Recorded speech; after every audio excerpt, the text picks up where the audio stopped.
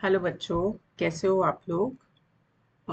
Last video में हमने geometry का ओरिजिन देखा कि कहाँ कहाँ वर्ल्ड में कैसे कैसे ज्योमेट्री यूज हो रही थी। और हमने ये भी जाना कि यूक्लिड ने उस सारे वर्क को कलेक्ट करने की कोशिश की। ठीक है। अब यूक्लिड के टाइम के जितने भी मैथमेटिशियंस थे वो ज्योमेट्री को ऐसे समझते थे जैसी वो आपकी सराउंडिंग में दिखती है। राइट। तो उन्होंने कुछ चीजें आइडेंटिफाई की। तो हम उनको पहले अपनी बुक में देख लेते हैं। तो क्या उन्होंने आइडेंटिफाई किया। तो जो ये थे लोग आपके मैथमेटिशियंस, उन्होंने ये आइडेंटिफाई किया कि जो सॉलिड होता है, कोई भी सॉलिड चीज है, उसका एक शेप होता है, साइज होता है और उसकी पोजीशन होती है। और सॉलिड्स को हम एक जगह से दूसरी जगह पे लेके जा सकते हैं। ओके। और फिर उन्होंने ये चीज भी आइडेंटिफाई की, जो भी सॉलिड शेप है, जैसे आप कोई टेबल देख लो, घर देख लो, चेयर देख लो, या कोई पिरामिड देख लिया हमने, जो भी सॉलिड शेप्स हैं उन सब की बाउंड्रीज होती हैं। और उसको वो लोग सरफेस कहते थे। और उन्होंने कहा जो दे एक पार्ट को they separate one part of the space from the another and are said to have no thickness. ठीक है। अब ये सारी चीजें बड़ी कंफ्यूजिंग सी हैं जिस तरह से वो समझते थे। जैसे उन्होंने कहा बाउंड्रीज जो सरफेसेस की हैं वो कर्व भी हो सकते हैं, स्ट्रेट लाइन भी हो सकती हैं, लाइन एंड्स इन पॉइंट्स, ऐसे ऐसे उन्होंने चीजों को समझना शुरू किया और ऐसे वो बताते थे। ठीक है। तो जैसे एक एग्जाम्पल है कि उन्होंने कहा कि जो सॉलिड है वो solid is made up of surface, surface is made up of line, line is made up of points. यहाँ पे वो ये कहना चाह रहे थे कि ये थ्री डायमेंशन से हम टू डायमेंशन में गए, टू डायमेंशन से हम वन डायमेंशन में गए और वन डायमेंशन से हम पॉइंट में चले गए जिसके कोई डायमेंशन नहीं है। ठीक है। तो यूक्लिड ने इन सारी चीजों को स्टेटमेंट्स, इन सारी स्टेटमेंट्स को डेफिनेशंस की तरह समराइज करने की कोशिश की। और कुछ एक एग्जाम्पल्स यहाँ पे दे रखे हैं आपके बुक में। ठीक है। जैसे उन्होंने कहा कि जो पॉइंट है, point is that which has no part. अब हमें तो ये समझ ही नहीं आ रही डेफिनेशन, नो पार्ट का मतलब। अब आप क्लियर समझ जाओगे हो सकता है पॉइंट को, क्योंकि हमने अपनी क्लासेस में पढ़ा है कि point is something which has no length, no breadth, no thickness, it doesn't occupy any area. पर उस टाइम के जो मैथमेटिशियन थे उसने पॉइंट के लिए क्या लिखा, it has no part. Part का मतलब उसको लिखना चाहिए था नो एरिया। पर अगर वो एरिया लिखता तो एरिया को डिफाइन करना पड़ता। अब एरिया क्या चीज है। ठीक है। अब जैसे उसने लिखा line is a breathless length, पर उसने ये तो बताया ही नहीं कि ब्रेथ क्या होती है और लेंथ क्या होती है। ये जो डेफिनेशन उस टाइम की थी उनमें कुछ एक चीजें ऐसी थी कि उसकी एक्सप्लेनेशन में जो दो चीजें और यूज हो रही थी वो चीजें फर्दर एक्सप्लेनेशन मांग रही थी। तो उस टाइम के मैथमेटिशियंस ने सोचा कि भाई इतनी एक्सप्लेनेशन नहीं देनी। उन्होंने कहा कि कुछ चीजें आप अपने कॉमन सेंस से समझ लोगे। उन्होंने फर्दर एक्सप्लेन नहीं किया उन चीजों को। ठीक है। फिर उसके बाद क्या आता है, उसके बाद आता है कि ये देखो, हाँ यहाँ लिखा है ना, सम ज्योमेट्रिक टर्म्स अनडिफाइंड उन्होंने छोड़ दिया कि we do have a intuitive feeling, कि हमें अपने आप ही समझ आ जाता है कि geometrical concept of a point then what the definition gives us. हमें डेफिनेशन से ज्यादा बेटर देखने से समझ आ जाता है। ठीक है। तो इसी तरह से ये सारी चीजों को ऑब्जर्व करते करते यूक्लिड ने क्या किया कि बेस उन सारी चीजों को दो कैटेगरीज में डिवाइड किया। ठीक है। डिवाइड किया कैसे, उन्होंने कहा कि कुछ एक assumptions हैं जो यूनिवर्सल हैं, जिनको देखने से ही समझ आ जाता है। तो ऑब्वियस यूनिवर्सल ट्रूथ्स हैं वो। ठीक है। और उनको कुछ उन assumptions को उसने दो कैटेगरीज में डिवाइड किया, एक्सियम्स एंड पोस्टुलेट। ठीक है। क्या बोला, एक्सियम एंड पोस्टुलेट। जो पोस्टुलेट वर्ड था वो यूज किया गया स्पेसिफिक ज्योमेट्री के लिए। और ज्योमेट्री के अलावा जो चीज मैथ्स में हर जगह अप्लाई हो सकती है, मतलब ज्योमेट्री में भी कर सकते हो, ज्योमेट्री के अलावा भी कर सकते हो, उसको बोला गया एक्सियम्स। तो इस चैप्टर में अब हम शुरू करते हैं अपने एक्सियम्स और आ जाते हैं व्हाइट बोर्ड पे और इसको समझने की कोशिश करते हैं। ठीक है, तो जो पहला एक्सियम है, मैं यहाँ पे एक्सियम्स लिख लेती हूँ। जो पहला एक्सियम है, पहला एक्सियम क्या है आपका, जल्दी से बुक से देख के बताओ मुझे। Things which are equal to the same thing are equal to one another। ठीक है, क्या बोला उसने, things which are equal to the same thing are equal to one another. थोड़ा सा हम इसको मोटा कर लेते हैं। अब हम इसको ज्योमेट्री के कॉन्सेप्ट में समझते हैं इस एक्सियम को पहले, कि मान लो एक लाइन सेगमेंट है ए बी। क्या है आपके पास, एक लाइन सेगमेंट ए बी, और दूसरा लाइन सेगमेंट है आपके पास सी डी, और मैंने आपको कहा A B is equal to C D. ठीक है, अब एक और लाइन सेगमेंट है मेरे पास पी क्यू, और मैंने कहा A B is equal to P Q. Things which are equal to the same thing. अब जो ए बी है वो पी क्यू के भी इक्वल है, ए बी है जो सी डी के भी इक्वल है।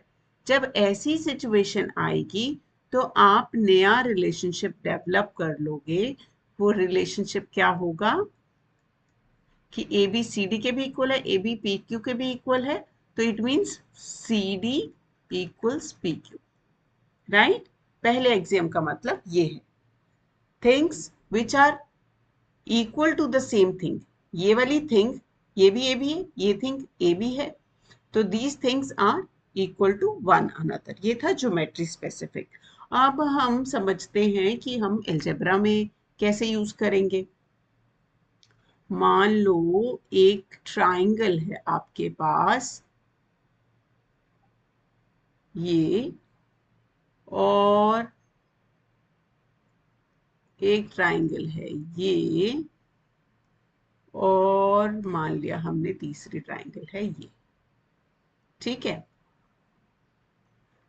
इसका एरिया हो गया A1, इसका एरिया हो गया A2, इसका एरिया हो गया A3। ठीक है, अब ये था मेरा एग्जाम्पल 1।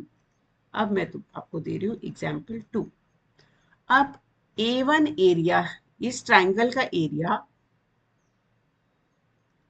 A2 के इक्वल है, और A1 का एरिया A3 के भी इक्वल है।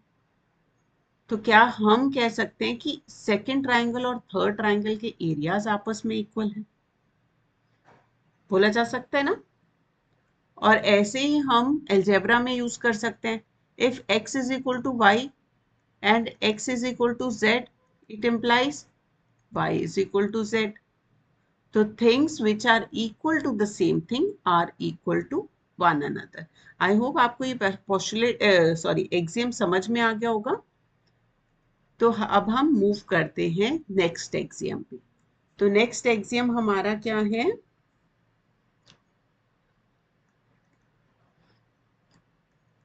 if equals are added to equals,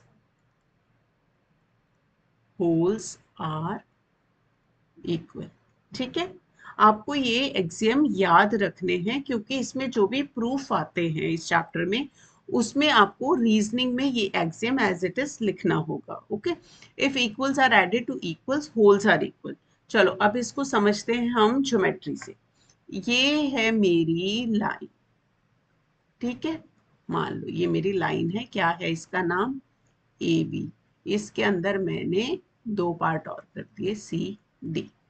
ठीक है, अब मैंने आपको कहा कि A C is equal to D B. ठीक है, A C is equal to क्या बोला कि ये वाला जो पार्ट है, मान लो ये भी 2 यूनिट है और ये पार्ट है ये भी 2 यूनिट है। ठीक है, तो it means A C is equal to D B. अब